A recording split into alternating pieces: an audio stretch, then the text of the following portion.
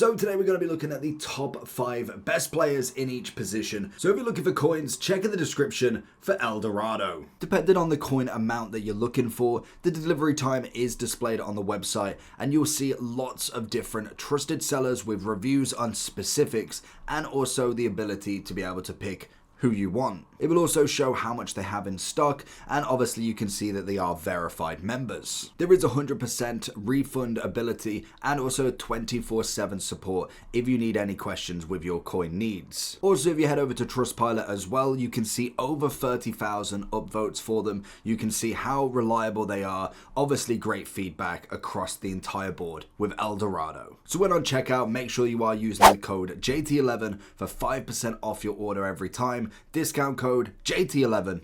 Now let's get back to the video. We've got goalkeepers, both fullbacks, centre backs, CDMs, centre mids, cams, strikers, and both wingers. Starting with the goalkeepers, to be fair, there's not been that much of a shuffle, if I'm being honest. We've only really added the 2 Team of the Year goalkeepers from the men's side. We've got Martinez with the double Playstyle Plus and Casillas with a double Playstyle Plus. Now, personally for me, Martinez is taking that top spot now just for the fact that he has got the double Playstyle Plus. He is obviously 6'5" as well. Some very good stats as most goalkeepers have at this point, and also he is the Team of the Year. He is arguably the easiest men's Team of the Year to pack out of every single one. I mean, that comes from the value, but normally if you do grind Team of the Year to an inch of its bone, more than likely you should get the goalkeeper at some point. That it's still very difficult. I'm not saying it's easy, but the luck would have it that the goalkeeper is the easiest out of any of the others. If you're trying to get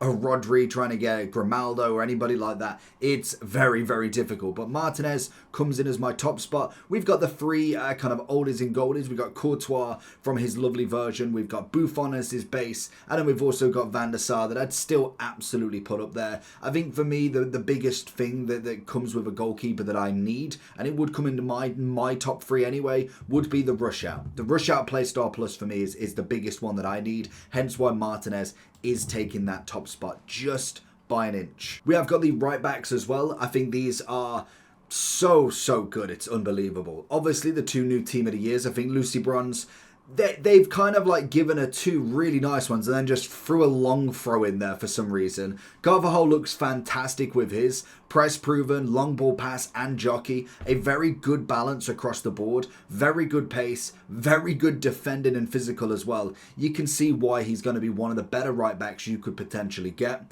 We still have the Kyle Walker from Numero Foot with the quick step. It's not necessarily my favourite Playstyle Plus, but the upgrade on him was definitely necessary. But we do have now an 89 Kyle Walker and also an 89 Theo Hernandez. So the Evos are not that far off. It would be, let me know if you would be interested to see like the top Evos that you could get. I'll scour through and have a look. Leave it in the comments if you'd like to see that and see who you've got personally.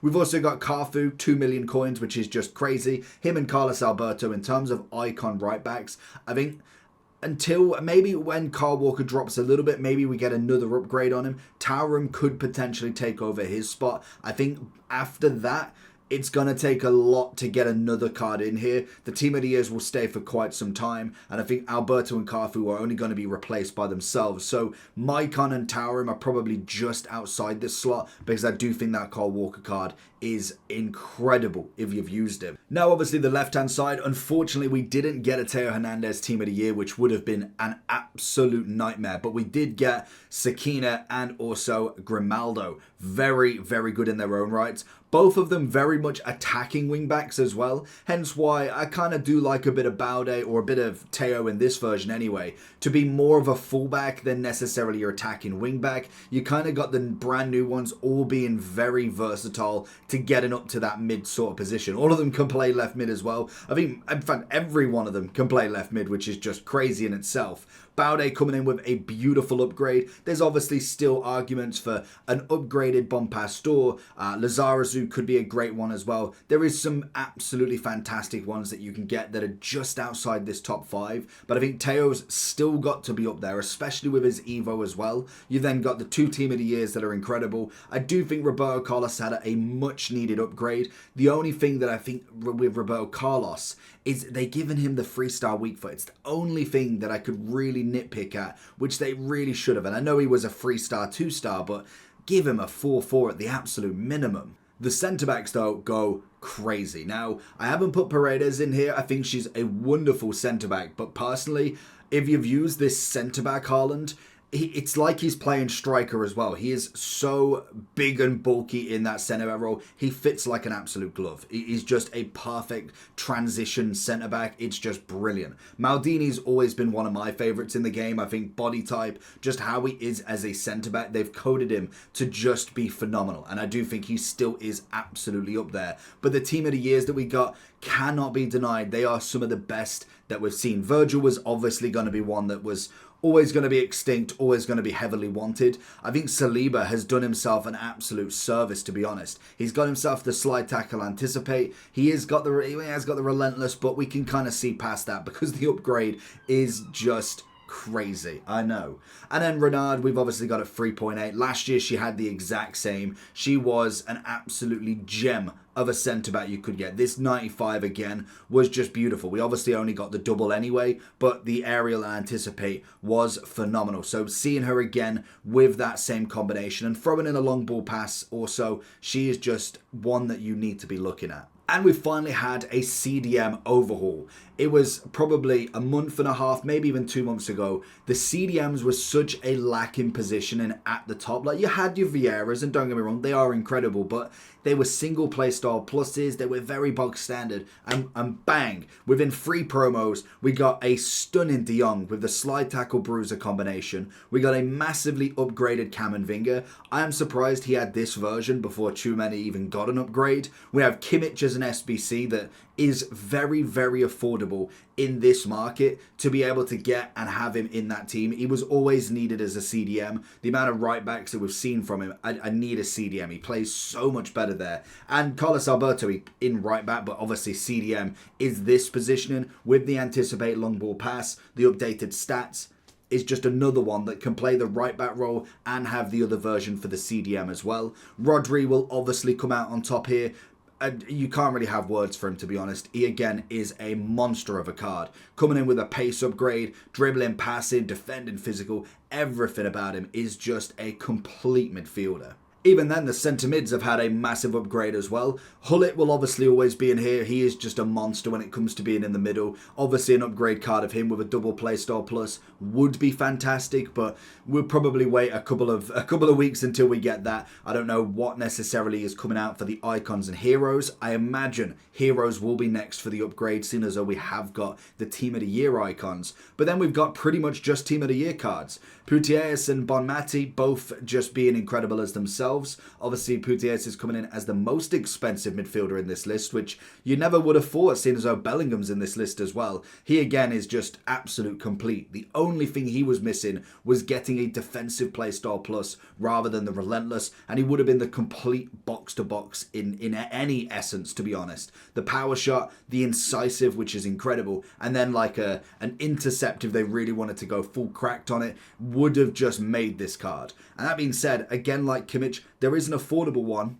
in some aspects. Is a million coins more than Kimmich, but Kevin De Bruyne, pinged, passing, incisive, the pace upgrade, everything else upgraded, is a wonderful, wonderful card. It kind of shadows a little bit of that 94 Zidane that we got given, but you've still got to pay the price for him. He's very, very costly, so you have got to decide who you're kind of going for at this point, but a solid centre mids in this list. Now, because obviously I put Bellingham in the centre mids, he's obviously not going to be in the cams as well. We've got a good array of cams, to be honest. There's probably some people out there that probably like different positions. Obviously, there's some people that put Palmer on the right. I don't personally like him on the wing. I prefer him dead centre. Now, obviously with him, I would prefer a passing playstyle plus. I'd absolutely take out the dead ball or technical to aid that, but it is what it is. Pele could be seen as a striker, but I think sitting behind the strikers, he's just a wizard getting through. We've used his loan card. We managed to get that. That's just a breath of fresh air. We got him and the Team of the Year Mbappe loan, and honestly, friendlies has never been more fun.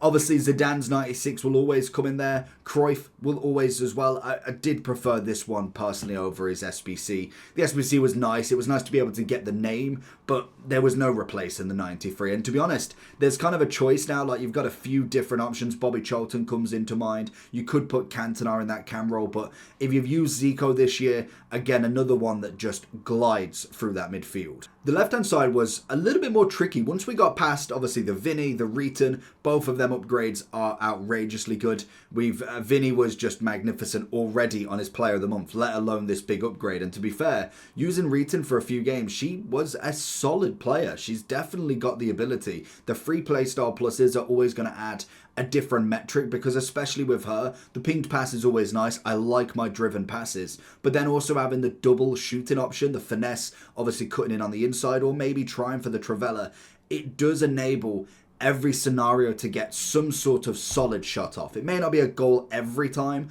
but at least you could get something off no matter the position you're in, which I think is a very, very good tactic to have with her. Obviously, Ronaldinho, his dribbling is just absolutely incredible. And to be fair, I could possibly argue between the Neymar and then maybe Leao and also Rashford. Personally, for me, as a wing point of view, I actually do prefer Leao and Rashford as a wing point of view. Maybe in the cam striker, I think that's where Neymar would kind of flourish a little bit more. But I do think these two are absolutely incredible for what they actually bring to the table. And as always, with the right-hand side, I think this year again, it is just so good. Salah, Hansen, James, Jairzinho, Bale. 4 of them being brand new. Jairzinho does have an SBC, but to be honest, with the Team of the Year blueprint, it also adds a level of who do I even want, to be honest. The blueprint really does put in a shift where I'm like, I don't really need to complete Jairzinho if I'm doing that evolution. And then you've got the arguments for Bale, but he can play the striking role, which could be the extra element you'd need for potentially a striker. But I would personally play him on the right wing still. If he did have maybe a rapid and a finesse shot, that's kind of where I'd be looking at him as a striker, but with the rapid and acrobatic, I'd be looking at him on the right still anyway. And then the Team of the Years. To be fair, James is arguably in some way, I would say, the worst attacking Team of the Year, which obviously isn't necessarily a bad thing because it's still a very, very good card. But when we look at the likes of Salah, Mbappe, Vinny, Hansen, Reeton, I would say it's not necessarily a bad company to be in. And then you've got your top of your tops. Hansen is just storming away again. 7.2 million compared to Salah's 5 is just nuts in itself. And then with the strikers, I just quite couldn't finish with 5. There is some unbelievable upgrades, let alone Smith and Mbappe being the 2 strikers we've got. We then got Puskás, Henry and Eusebio, but then we still had R9 and Ham. Them two, especially R9 in general, is some of the best strikers we've got. The Team of the Year icons are incredible in themselves. Obviously, Henry's going to be one of my personal favourites here, but even then with Eusebio coming in, a solid card in himself. But I don't think there's really any better combination than Mbappe and R9 this year again. They're just too broken. They are absolutely incredible. And even then, they had to change Mbappe's quick step to a rapid, but still got the Trivela and also the power shot, which is just a deadly combination. Whereas obviously with Smith, we did get the first touch, the quick step, and also the power shot, again leading to an incredible finisher. Once again, her Team of the Year last year had that same effect like Renard, where it was just there and you just needed that card. It was absolutely broken. So that is going to be the list for everybody. Let me know if you've got any personal preferences. Leave a comment down below, and hopefully we will get we've either had Foden out, or we will be getting a Foden SBC in the next couple of days.